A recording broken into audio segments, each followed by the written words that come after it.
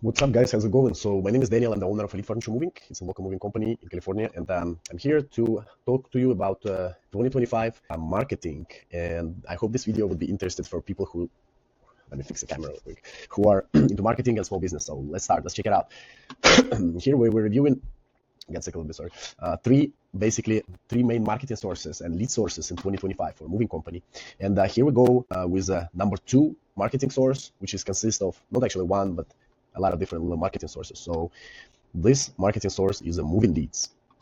Okay, so there are a lot of lead sources that are actually purchasing or making some ads or investing in some type of SEO or stuff like that, and they'd be purchasing ads or stuff like that, and then just resell you that information as a company. So that would be called a lead generator or lead source. And what we do as a moving company, we usually just would go and purchase those leads, those potential client information, so we can contact them and offer these services in our area. Because 99% of the time, all these lead generators, they're nationwide, because their strategy is they work on some type of Facebook ads or some special keywords and whatever. So they nationwide basically, and we buy leads from them only in certain areas where we work. So we don't buy leads from them all over the country basically. So I hope I could explain what the lead provider means. And here you can see the list of all the lead providers we use in San Diego. You can steal them and use them. That's Home Expert, Mobility, Movers.com, Moving.com, Network Moving Leads, Quote Runner, so on. Obviously, all the leads providers are different in every area, and all the leads providers would be different based on how your salespeople work, what's your systems, what's your sales process, and a lot of different factors. So all this information is no secret, and you can just grab and steal these lead providers and install them.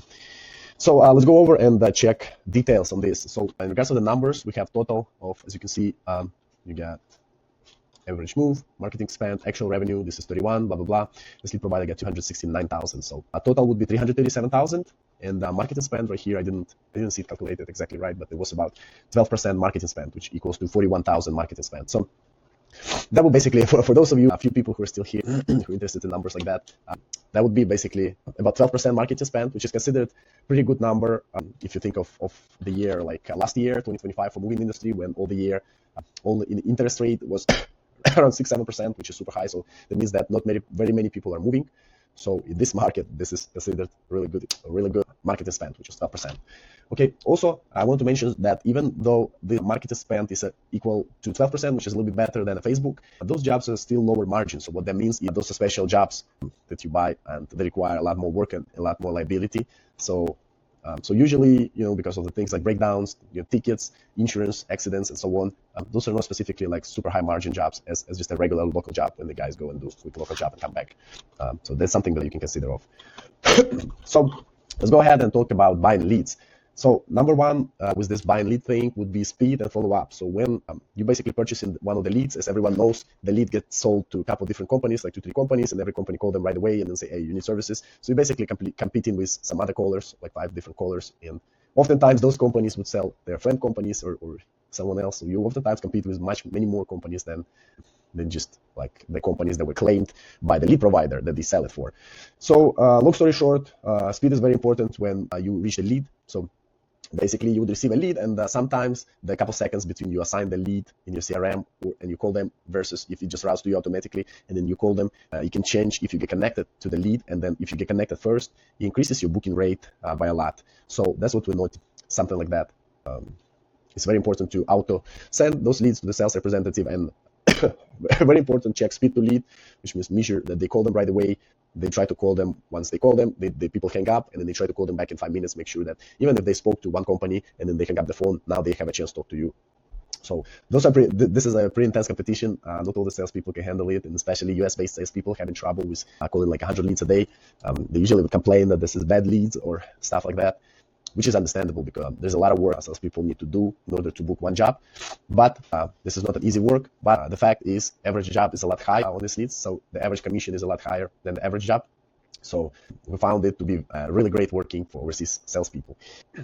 In any case, you also want to, just a reminder, whoever watching this video, you can check booking weekly, and if there's any drop down, you need to review the cost. So let's say you got certain booking rate, like let's say usually it's going to be between 5 and 10%. Most of the time it's going to be 5%, and that's enough to get your money, get your marketing spend in a good place. So usually 5 to 10%, 5, 6, 7% is where you can make your money on these leads. So here, if the booking rate goes down to 2 or 3%, now you have to go ahead and review all these leads and see what happens with the leads. Maybe something happened with lead provider. Maybe you're not adding funds timely, so the lead provider sends you shitty leads or stuff like that. We notice that when you add in money to this lead provider, first few leads, that is just a reused garbage that they send. So you can imagine if you don't put many thousands of dollars right away into this company and into their leads, like almost all your monthly budget, whatever is the case may be in their website. Now, first release they send is some type of recycled lead. And now if you do that many times, you just call it overall quality of lead goes down. So you just receive a lot of recycled leads that were already sent to the other companies, to 3 other companies days ago. So there are a lot of different details on this that is not very interesting to talk about on the video. So yeah, one detail that was very interesting for us is an offer is more important than the quality.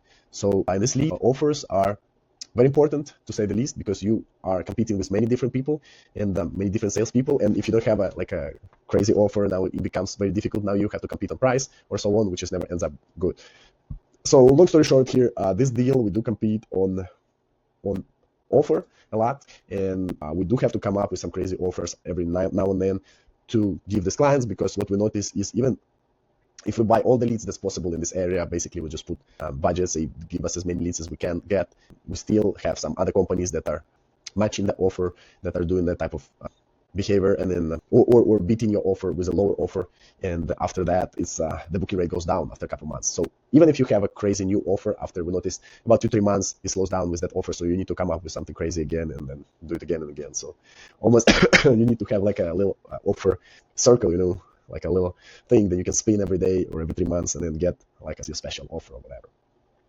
So yeah, offer is more important than the call quality. So let's say if the person would not handle the objection correctly or something, that if the offer is right, people are going to book with you no matter of your objection. And if the offer is incorrect, if it's too much money, if it's too expensive, the people never going to book, even if you're professional god of sales. So we tried for a long time with all these leads. That's one mistake that I had. I tried a long time, have salespeople say the right things to these people who are to these leads that are lower quality from the lead providers. That means they don't. That doesn't mean that they're bad people or something. They just do not see your brand in the beginning when they request a quote, right? So they know that cut of the lead, let's say. So I made a big mistake of having salespeople really work hard on these leads, and it turns out that it's not that important. The offer is a lot more important than the quality of the call and conversation and whatnot. So it's not important if you're gonna build a rapport with them or not, but it is important that you have a killer offer for this one. Okay. All right, so let's go to the next one. Test 60 to 90 days and turn off the bad ones. More money you put to good lead providers. Okay, so here we have a couple of different lead providers. 3-4 of them are this excuse me, is the same company.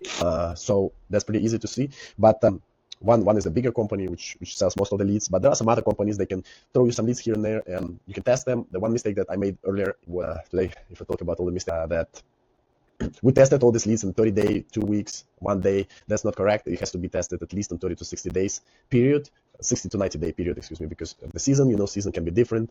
I would still recommend to have it probably at least 60 days just to test it out, because we noticed that a lot of lead providers that would work great in one area, now they start working bad in another area, and then after like 1 month they can pick up, and so on and so forth. So I say best way would be to test it on 60 to 90 days.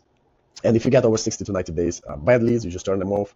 After 1 month, you try to adjust the leads. After 30 days, you try to adjust the leads. You try to adjust the salespeople, what to say. Let's say, for example, we have this lead source that's called moving.com. Those are special leads, like from the people who request apartment quotes. So you cannot call them like, hey, you request a quote for moving service. They're not going to book with you. If you say them that stuff, they're going to correct you all the time. Say, I never request a quote, F off, basically. So with that lead provider, you need to tweak your script a little bit to have your salespeople start saying, hey, if you're looking for apartment, maybe you're going to move in the future. Here, I get you a hookup. So stuff like that. Very important, 60 to 90 days. Turn off the bad ones. Let's say after 90 days, no good leads providers are there. You turn them off. And to the good ones, you put even more money until it stops being good. So as you can see, Quote Runner here, we put here a lot of money right here. If you can see, about 23,000. So it would be 2,000 a month on average, which is, I think, it might not be correct. Excuse me, because the lead price went up this year, but in this spreadsheet, it stayed the same. So it's about $14 per lead right now.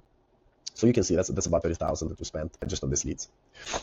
All right, so that was it with the lead providers. Again, you cannot separate lead providers. You cannot not have the lead provider in your marketing as a moving company, I think personally, because you're just not gonna have enough work. Maybe in a busy season like coronavirus or whatnot, you could get that, but it would be very, very difficult to work without any of the lead providers, because there's a good filler jobs, good jobs, and then there's some strategy that you can do where you can use lead providers to get you jobs with a higher check. Don't buy any local jobs. Maybe purchase the jobs with a higher check that are still the same price. Which is like pretty simple. I wonder why no one would buy those jobs. You just get a crazy offer and get those bookings all the time. So again, that's it. With the lead providers, as you can see, there's no Yelp in here. There's no Thumbtack, Angie, none of those platforms so far. Just because Yelp is a very interesting platform by itself. Maybe we can talk about that later. But as of now, yeah, that's the result for 2025, about 337,041 spent, which equals to 12% marketing spend. Okay, it was good to talk to you.